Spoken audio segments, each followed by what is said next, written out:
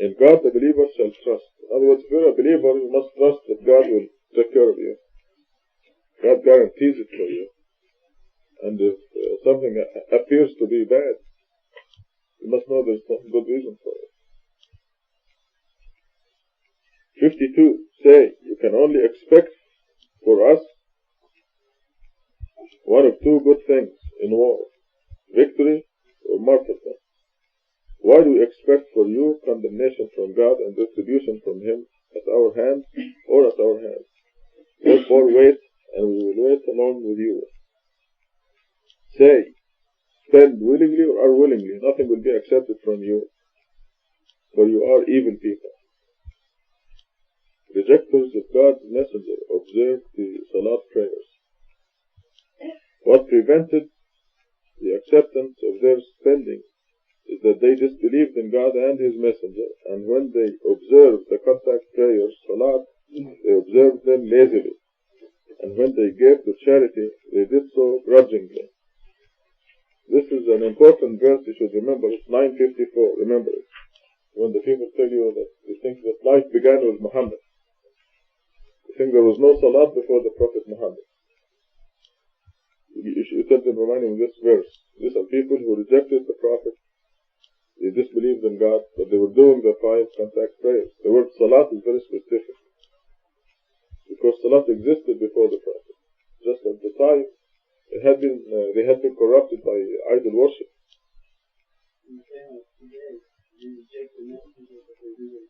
Exactly. Same thing today. 954. It's another proof that the contact prayers Salat existed before the Quran.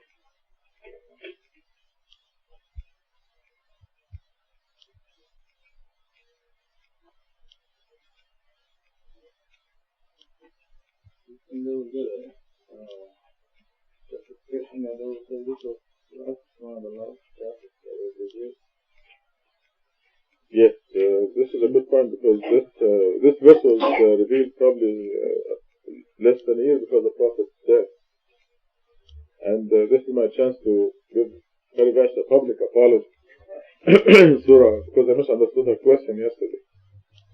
She was saying that the verses at the end of Surah 15 about people who accept the Quran partially could not possibly be applicable to the time of the Prophet, because the Quran itself was being revealed. It was not in existence really. Even when the Prophet died, they left the Quran in the chronological sequence with instructions on the side. It was not organized at all into a Quran. Now we have the Quran. This is the Quran, the format that God wants. And did not exist until 20 years after the Prophet's death. He tried to put it together. This only one verse is very, very strong. Yeah. That's what is proclaimed. To whom proclaimed the messenger before proclaimed that I am messenger, and after that, before. وقل إني أنا النذير المبين. I am the. Just one verse is enough to know that after Muhammad is the messenger comes. Yeah, I misunderstood the question.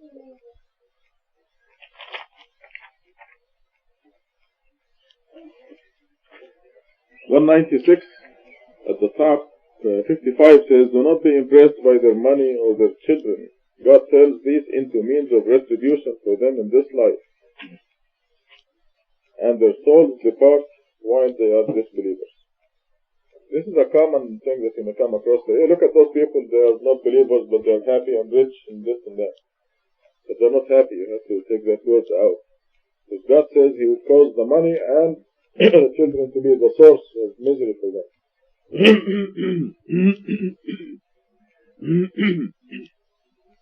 Then after all this misery, they leave the world as disbelievers. 56.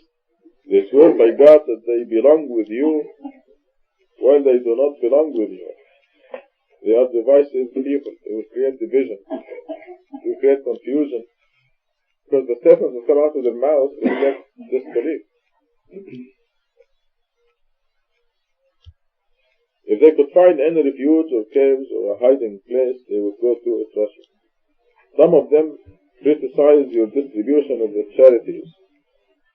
If they are given therefrom, they become satisfied. But if they are not given therefrom, they become objective. They should be satisfied with what God and His messenger have given them. They should have said, God suffices us. God will provide for us from His bounties through His messenger. We are seeking only God. And here's a distribution system for charities other than zakat. It also applies to zakat. Charities shall go to the poor. So in zakat, it says your parents first. They have to be poor. If they are not poor, then you go to the next line, which is relatives, cousins, aunts, nephews, nieces, uncles.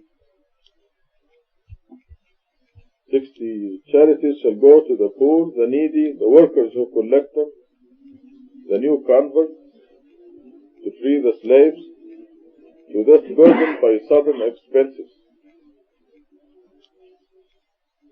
In the cause of God, and to the traveling alien.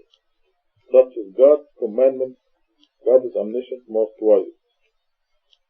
Some of them heard the prophet by saying he is all ears. Say, it is better for you that he listens to you. He believes in God and trusts the believers. He is a mercy for those among you who believe. Those who heard God's messenger have incurred a painful retribution. 62. They swear by God to you to please you, when God and His messenger are more worthy of pleasing if they are really believers. Retribution for opposing God and His messenger. 63. Did they not know that anyone who opposes God and His messenger has incurred the fire of hell forever? This is the worst humiliation. The hypocrites worry that a surah may be revealed exposing what is inside their hearts. Say, go ahead and mock. God will bring out what you are worried about. If you ask them, they would say, we were only joking and playing. Say, do you realize that you are mocking God and His revelations and His messenger? Do not apologize. You have disbelieved after having believed. If we pardon some of you, we will punish others among you as a consequence of their transgressions. The hypocrite men and the hypocrite women belong with each other. They advocate evil and prohibit righteousness, and they are stingy. They forgot God, so He forgot them. The hypocrites are truly wicked. God promises the hypocrite men and the hypocrite women, as well as the disbelievers, the fire of hell. They abide therein forever. It suffices them. God has condemned them. They have incurred an unending retribution. So here we read 4 pages, most of them about the hypocrites, because they sit with us and we look on them as believers, and then they talk to some of us and people listen to them. And what comes out will cause doubt in the heart of the believers. But God reserves the lowest pit of hell for them because of that. We look like believers, act like believers. So we have to be aware as we grow. Just because we're all here in the same room doesn't mean you have to be careful to what you listen. This is a test for all of us. Because there are more dangerous people. Exactly. Yeah. It could be very, very loving, friendly people, and they're with us, and then they stab you. Yes.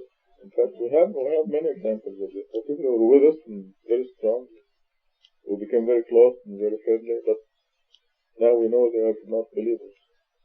Because things are happening progressively, and there's a dropout point for some people.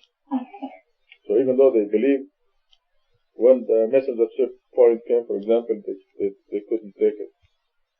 But they continue to come with us and come to the meeting. You know a few of those now.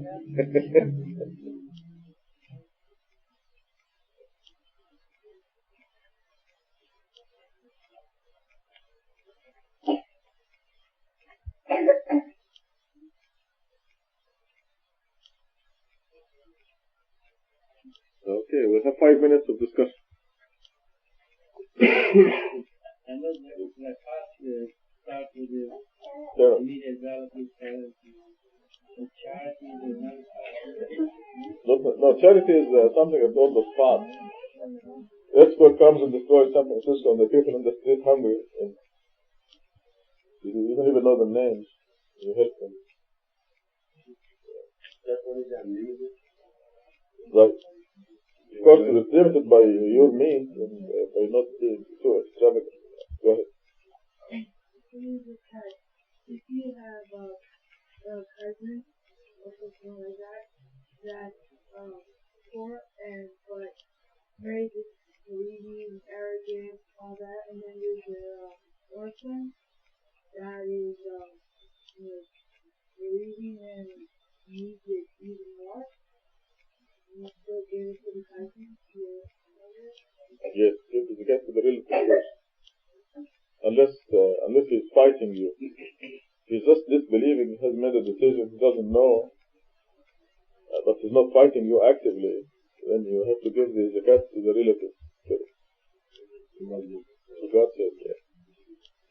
Because your cousin, who is not fighting you, maybe next week you read the Quran, discover God, and become better than you and me. Right? And maybe when you help him, this will cause him to believe. Say, wow, this is a good system. Those believers are charitable. So God tells us to consider them potential believers. Charity begins at home. That's it.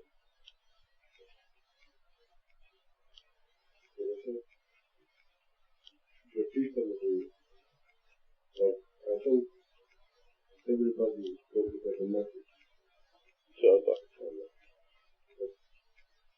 Then our duty according to, like, if we know the person get the message and they refuse it, and that we didn't give it to them, but we get it from somebody else, it's still our duty to go again, or to not to go. He got the message from another source? Yeah, from another believer. That they refuse. Oh, I see. Well, if the circumstances come up, we're supposed to give a message anyway. When the circumstances come up. God will create the circumstances for us to deliver the message. But we must strive. We need to strive. We need to do something. As it is, the majority of people believe in God alone, worship the Quran alone, worship God alone, and that's it. They're believers. They're good. They're going to heaven. But they are not the same as people who strive, who are just aflame. Hey, look who's here. The Turners are here. Yeah. Come on in, come on in. MashaAllah.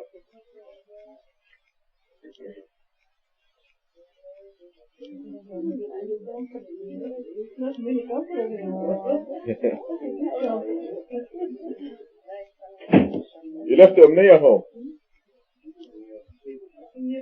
Another. Alaikum salam. She's asleep here in Tucson? Oh, okay. I know how to.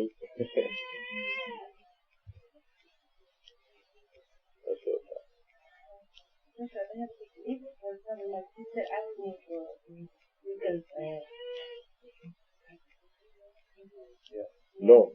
okay, and she's very believer and I trust her. But I commit sin if I don't have it. Written down? If in your mind you don't care if she keeps the money and you never get it back, then it's okay.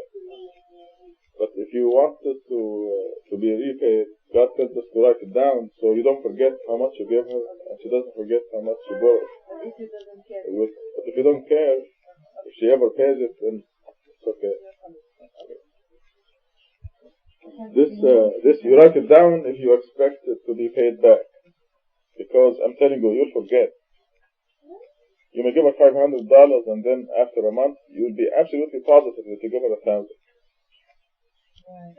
Sometimes Satan will see to it.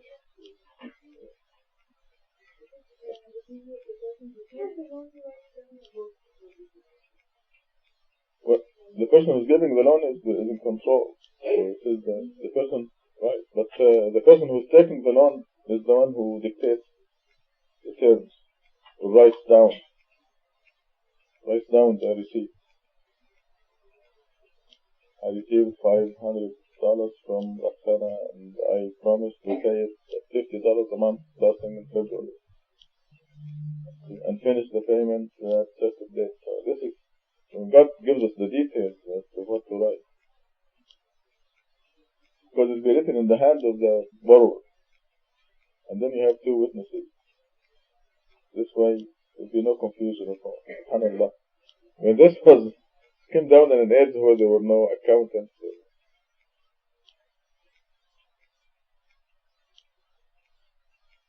This 98, that some of them criticize your distribution of charity, but when they receive themselves, they become satisfied.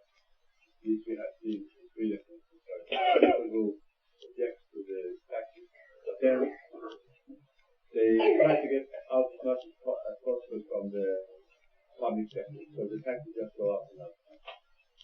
Yeah, this is true in all countries, it seems. Here also. No, but this is a specific situation talking about the community of believers. And we've seen it also within the community of believers.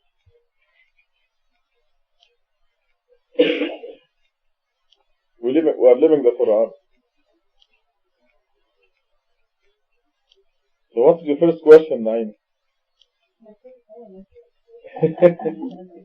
much you talk about the message?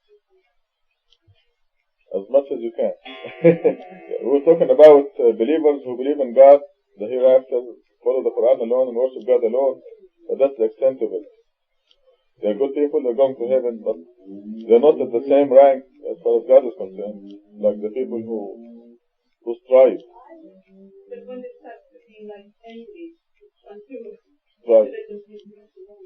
Yeah, right. You have to see your own circumstances and how it is working. But the God says, لا يستوي المجاهدون بأموالهم وأنفسهم والقاعدون.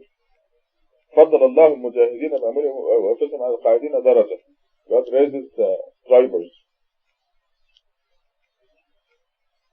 So I don't push. I let it. This comes from the people themselves. It's up to really question you. Say you are in the meeting with that person or you talk about when you get angry. Yeah. Yeah, you want to see to it that the message is delivered in the best possible and the most effective manner. This all depends on the circumstances. Again, ادعو إلى سبيل ربك بالحكمة والموعظة الحسنة. Invite to the path of God with wisdom and great diplomacy. You want to do it so you don't chase them away and you don't, or keep the door open. If they are not going to believe now, you keep the door open for them. So you're right, yeah. MashaAllah. Was it good? Good. When you give the message like one to somebody different way, and he always fights it, then you normally can and yes, say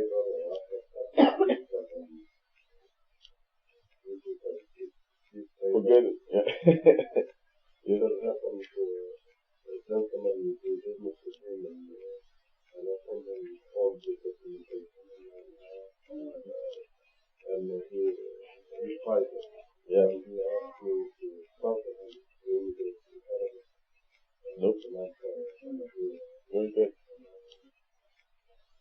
Yeah. But there is a point of where God asks us to give up, and then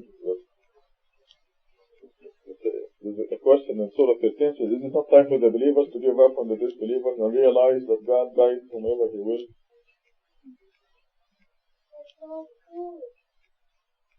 Usually they catch it like that, Roger, don't they? If somebody's going to believe this, catch it, they see it. You can tell if they're blind and deaf, or if there's this concrete wall around them, or if they're wide open to the message.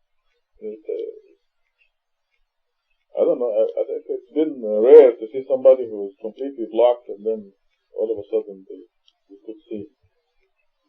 Well, Lisa and Susan, go to work. We'll go through this story. I think very much finished cooking, so you can have some breakfast. You gonna go help them? Yeah. Come with show them what they have for breakfast is some rice. You gonna bring the cake now? I'm not. I know. When?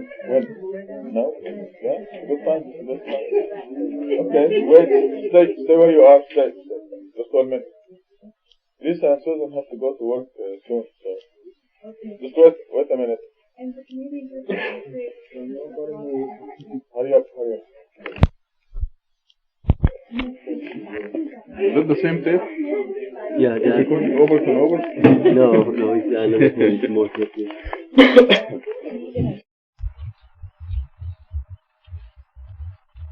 أعوذ بالله من الشيطان الرجيم.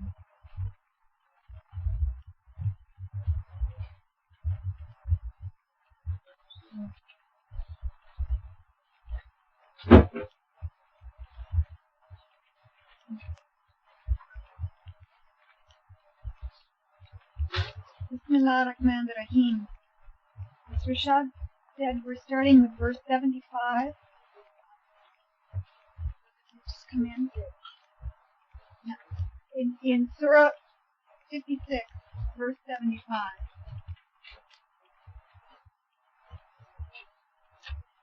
The Honorable Quran. I swear that by the positions of the stars, and it is an awesome oath if you only knew. I'd like to stop there for just a second, because we could talk about that all night. We know now, though it was not known 1400 years ago, how awesome an oath this truly is. 1400 years ago, they could see the stars and looking up in the sky, being awed by them as we are today. But for us, having the knowledge that we have, we know that what you can see in the night sky is just the minutest fraction of the stars there. I'd like to read just a little bit of a passage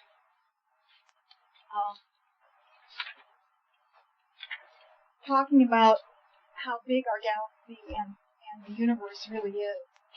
I don't want to go too far with it, but just to give us a little bit of a feel again of how awesome an oath this truly is, because it is a more awesome oath than we can really comprehend, even though intellectually we can try. It's beyond our comprehension. Our sun is only one of perhaps a million stars within our galaxy, the Milky Way. The size of the Milky Way is awesome. It would take us 100,000 years at the speed of light to cross it from one end to the other. Bearing in mind that the sun's light travels 93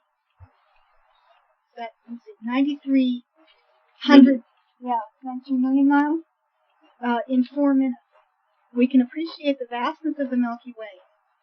It's 100,000 light years across. From the outer limit of our galaxy, how significant is the planet Earth of the solar system? Our next door neighbor galaxy, the closest galaxy to our Milky Way, is 2 million light years away. These are all established scientific facts that a civilized and highly educated generation is fortunate to know. If we go to the center of our neighbor galaxy, can we visualize the planet Earth of the Milky Way galaxy? How significant is it at that distance? By moving away from our galaxy to the nearest galaxy close to us, we are already talking about incredible distances, millions of light years. Yet our universe contains a great number of galaxies. Back in the 1950s, Shane and Burton drew the first map of the universe and its galaxies. 1,000 galaxies were surveyed then. And since then, scientists have discovered 1 billion galaxies, more than 1 million times what was known 30 years ago. Can you imagine the vastness of our universe with its billion galaxies and billion trillion stars? We are now talking about billions of light years within our universe.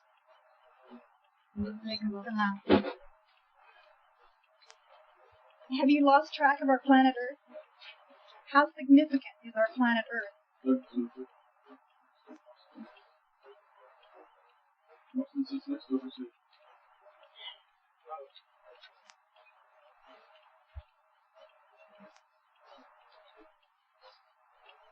It is very important to keep this size and our significance, or perspective, in order to appreciate the significance or insignificance of teeny creatures who inhabited this planet for a brief period of time. And then we have one of the Psalms. This is from Psalm 8. When I behold your heavens, the work of your fingers, the moon and stars which you set in place, what is man that you should be mindful of him, or the Son of Man that you should care for him? And yet we get up in the morning and we think, we're so important. This is truly an awesome oath. And God is swearing, I swear by the position of the stars, and it is an awesome oath if you only knew.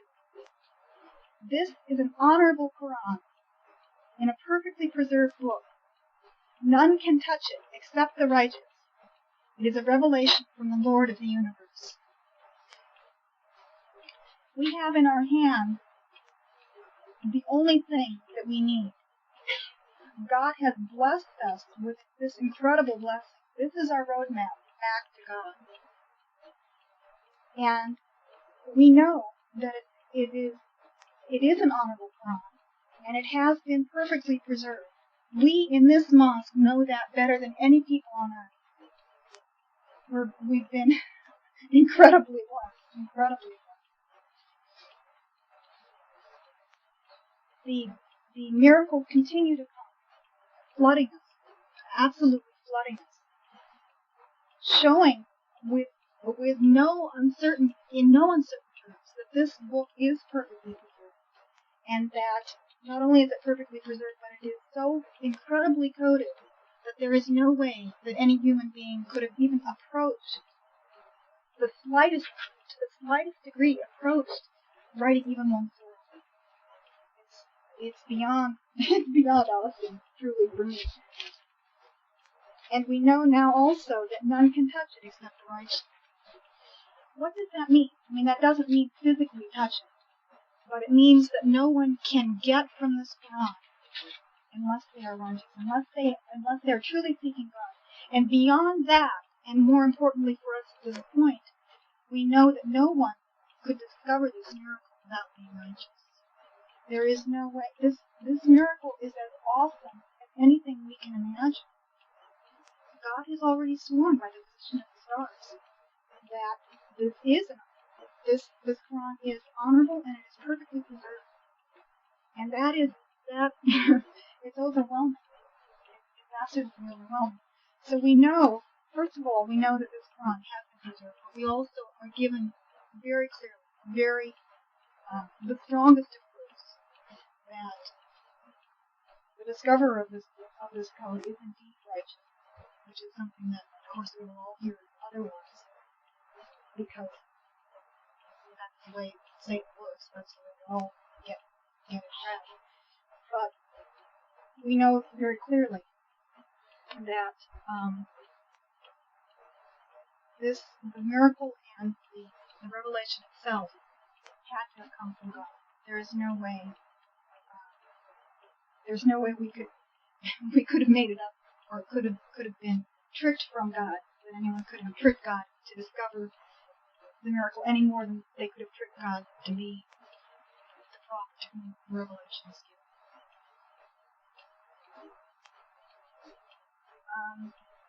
given. Verse 81. Are you then evading this message? Do you make it your share that you reject it? Your soul will reach your throat someday. Then you will look around. We are closer to you, to it, your throat, than you are, but you cannot see. If you do have any power, you should reclaim your soul if you are truthful. Look at how many people are fighting, fighting this miracle. These verses, to me, are specifically directed to them, as well as, obviously, to those who reject the Quran. Are you evading this message? God has already said that the Quran is perfectly preserved, that none can touch it except the righteous, and yet there are those who say that they are Muslim, who say that they have studied the Quran, and yet they reject the numerical code. And they do it out of ego because they don't like what it leads to, which is worshiping God alone, and leaving all the tradition, all of the false, all of the garbage, and coming back to the very simple truth. It is very simple. It's not easy until you make it easy, until you allow it to be easy. It's very simple. And it's very straightforward and clear cut.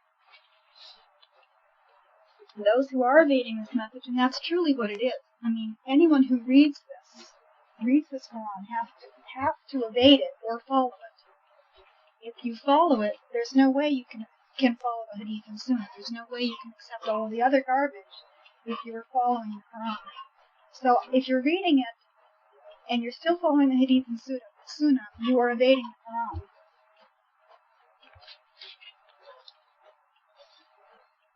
And do you make it your share that you reject it? Well, it takes a lot of work, I think, on some level, not to accept the truth. You have to work at rejecting the truth, and I think that when you tend to do that, or when you do that, then you become a fanatic about it. And I think, personally, that's a lot of what we've seen. And it's very clear from the next verses that none of us control our lives. None of us can stop death when it comes. God is closer to us than our jugular vein. He stands between us and our hearts. We know that God is in control of the minutest detail in the universe. He controls every atom, every subatomic particle within our body, within the rest of the universe. That power is so awesome and so incomprehensible to us that it's probably easier for most people to ignore it because it's too scary to realize that there is a power that is that great.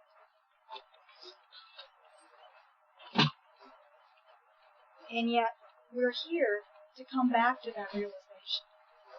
We're here because we did not remember that when we were in God's presence on the heavenly plane. And we're here again, as Lori so beautifully expressed. We're here again to try and come back with a second chance. Can I stop here? Are there any questions or comments?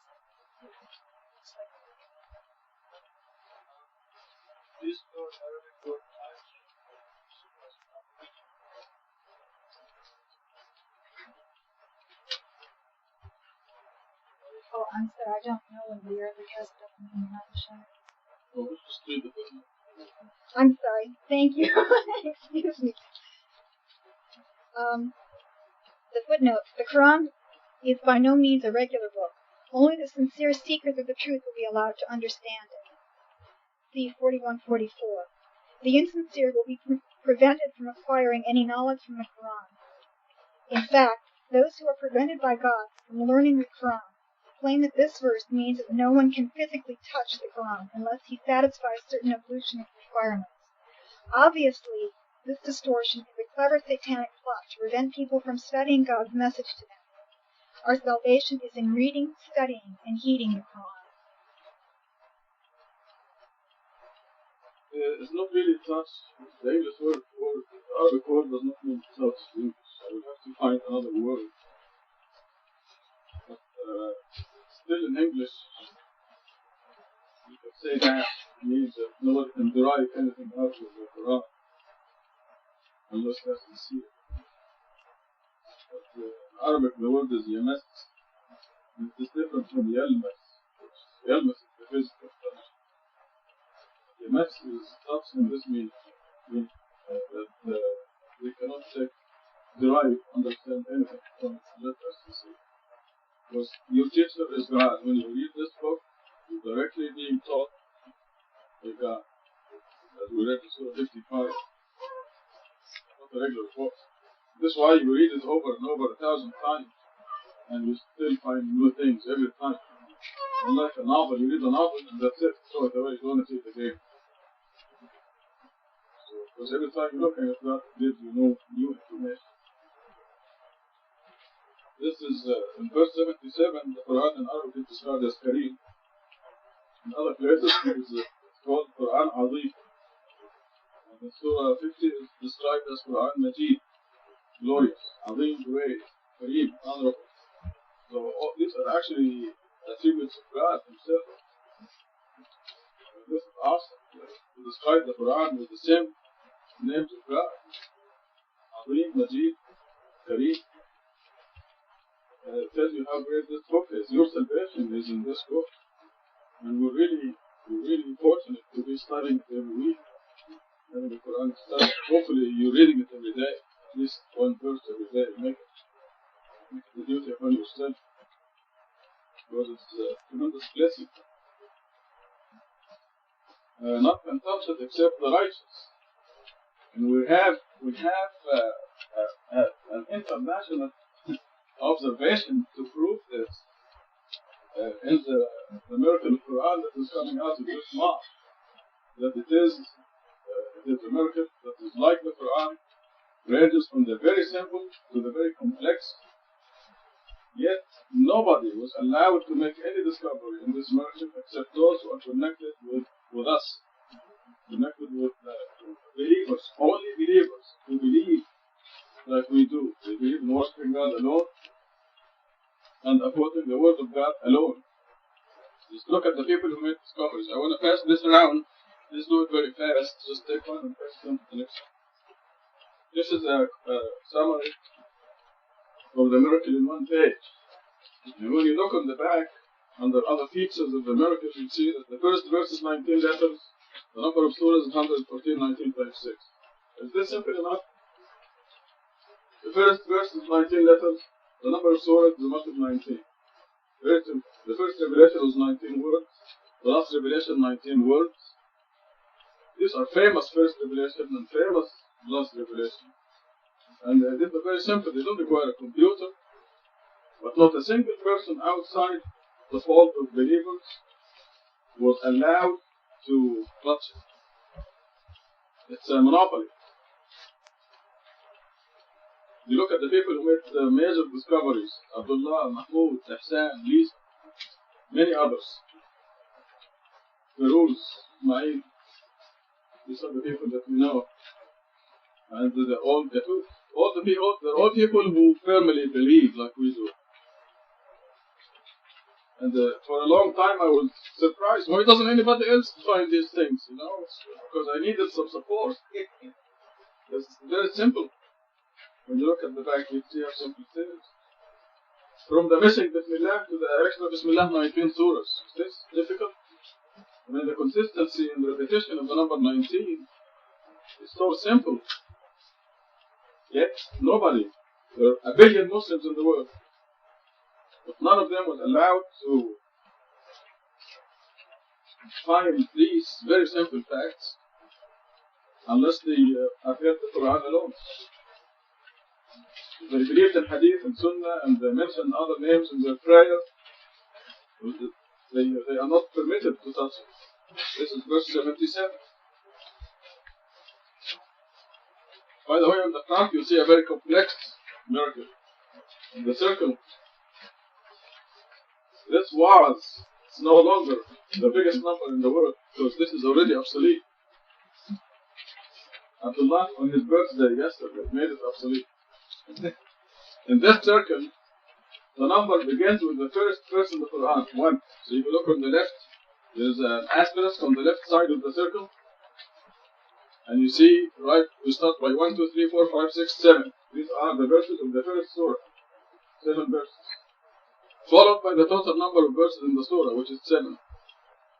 Then you move on to the next surah, 1, 2, 3, 4, 5, 6, all the way to 286, the number of verses in surah 2. Then you put the total number of verses in surah 2, 286. And you do this all the way to the end of the Quran.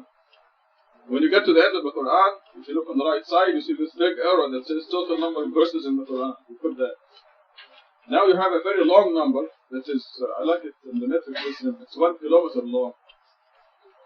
And it consists of 12,696 digits. And it is a multiple of 19. If you go on, if you see now, look on the right side of the circle, in the middle of it, with a big arrow that says total number of verses in the Quran. After the asterisk comes the total number of verses in the first surah, which is 7. And next to it, the 7 verses, 1, 2, 3, 4, 5, 6, 7. Then you put the total number of verses in surah number 2, and so on. So what we're doing in the lower half is we are reversing the position of the total number of verses. Instead of putting it at the end of every surah, we're putting it at the beginning of every surah. And, brothers and sisters, the number is divisible when we go to the end.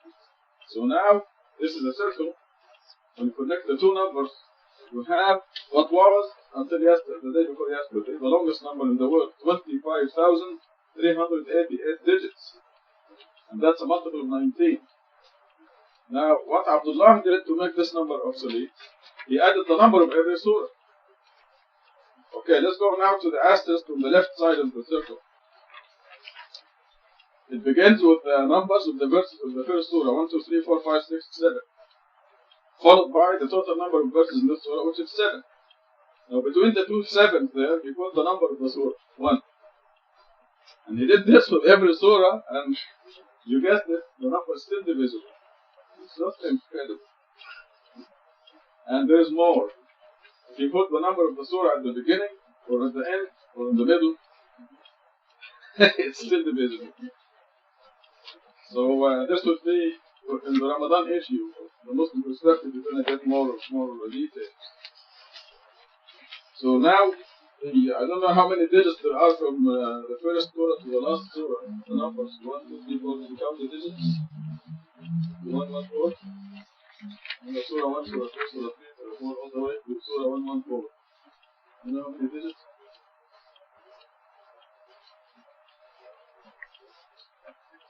474.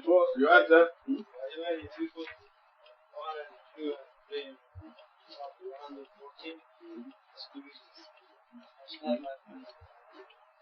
Yeah, because you put it next to each other, not adding. Just put them there.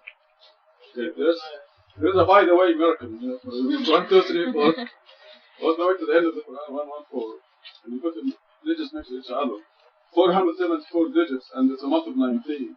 So you put that, you add this to this number, which is 25,696. You add 474. Now you have the biggest number in the world. And it is out of this Quran.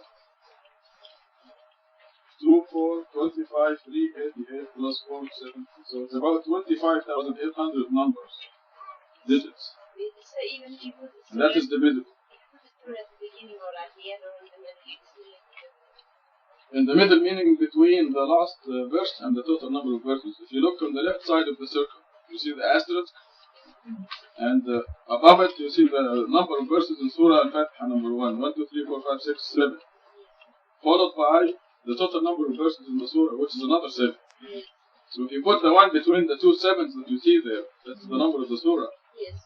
When you do this in all the surahs, it's divisible. If you move the number of the surah, put it at the beginning. So you have 1, 1, 2, 3, 4, 5, 6, 7, 7. That's divisible.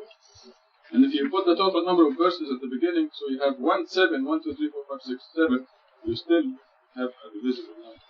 So it sounds like almost a physical impossibility, but it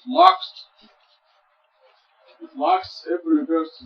Somebody called today and said, how do you know it's only the 2 verses in Surah 9? You notice that Surah 9 is mentioned here. If you look at the upper right corner of the circle, it says total number of verses in Surah 9. You have to use 127. This fellow was calling from Louisville, Kentucky, and he said, how do you know it's only the 2 verses of Surah 9 that violate the code? So I taught him, because every single verse, what we see here is every single verse in the Quran is authenticated as divine from God. Every single one, except these 2.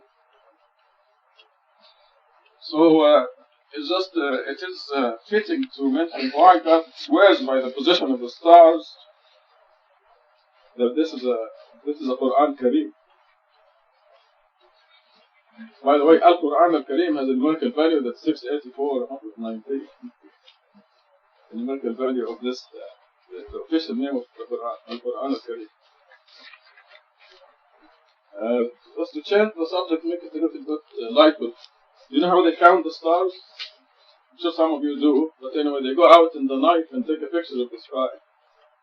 Take a picture, they put it in the computer, and they count. The computer will count the number of the stars in that area, in that picture, and there's a formula that tells you what the circumference from the inside of a circle is, and then you can tell from this picture how many are in the whole circumference of the whole sky. When you do this 100 times, and then you take the average of the 100 times, and you have exactly, almost exactly, the number of stars, 1 billion trillion of them. And these are the ones that we see. Because if our sun is in the next galaxy, we will not be able to see it, because it is one of the dim stars. What we're seeing are only the bright stars. This is how we counted them. I swear by the positions of the stars. Because they are in perfect position, in perfect orbits. They don't crash into one another.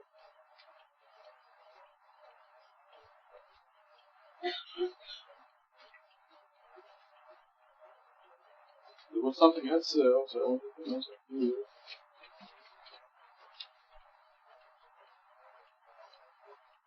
I think this is it. Are there any questions?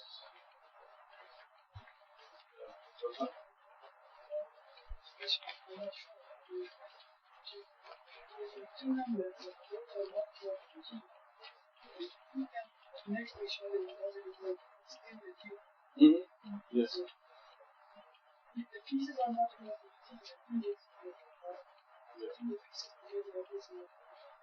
Right. Yeah, we have 2 halves that are divisible by 9. So what I'm doing here is just linking them into a circle. One, the upper half is a multiple of 19, and you have the total number of verses at the end of each surah. The lower half is a multiple of 19, and the connecting them has nothing to do with anything. But in the lower half, you have the number of verses at the beginning of every surah. If you look on the right side of the circle, look at the right side of the circle at the big arrow that says total number of verses in the Quran. Below that, you see Surah Al-Fatiha with the total number of verses, which is 7 at the beginning, not at the end. So you have 7, 1, 2, 3, 4, 5, 6, 7. And instead of 1, 2, 3, 4, 5, 6, 7, 7. Both of them are independently divisible by 19. And I just put them next to each other.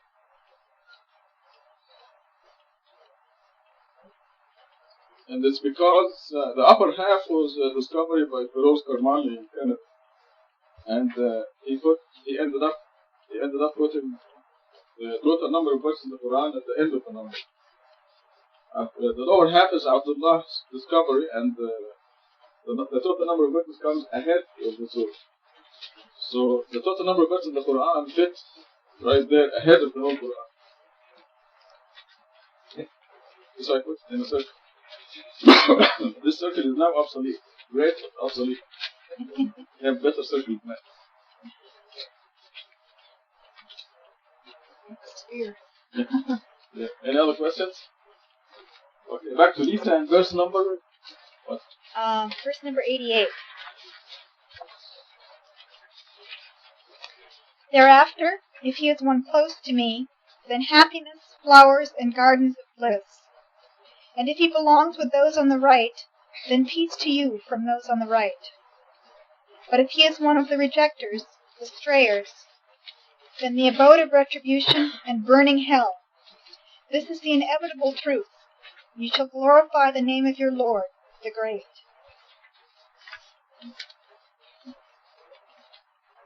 verse 88 and 89, actually all of these verses refer back to the beginning verses of this Quran, of this surah, where it talks about the high heaven, the lower heaven, and hell. And we see again in 88 how beautiful the highest heaven is. We know, of course, that these are all allegorical descriptions, that God uses allegory because there's no way that we, in our present states, can even begin to understand really what is in store for us. But we know from the allegory of the highest heaven that it is truly bliss, and that it is wonderful beyond our dreams. God says that anything we wish for, those who are in the highest heaven, inshallah, will be there. Anything they wish for, and even more. So God's grace is even greater than anything we can comprehend or desire, wish for. And then those on the right, those in the lower heaven, for them also, it's incredibly beautiful. And it's peace. Peace to you from those on the right. An incredible, incredible triumph to be among those on the right. But if he is one of the rejectors, the strayers, then the retribution and burning hell. We know, again, that we can't comprehend really the awfulness of hell. We have a slight idea because we are as far from God as anything in the universe at this point. And we know how hellish this world is and how awful it is, particularly when you step out of God's kingdom. We're incredibly blessed to be in God's kingdom, inshallah. But as soon as you step out, you know what an incredible hell that is.